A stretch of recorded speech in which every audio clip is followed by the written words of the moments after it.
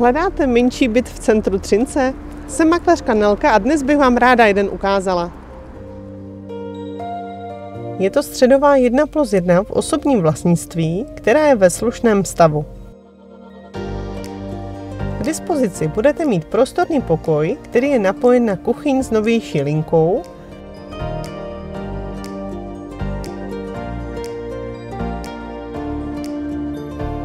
koupelnu s vanou, WC, komoru či šatnu a sklep.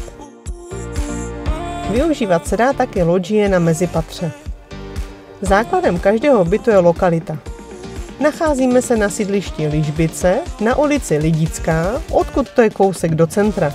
Nedaleko budete mít lesopark a přitom je to klidná část nabízející pohodové bydlení.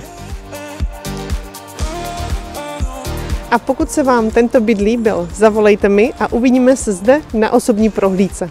Do té doby se mějte hezky, zdraví vás makléřka Nelka.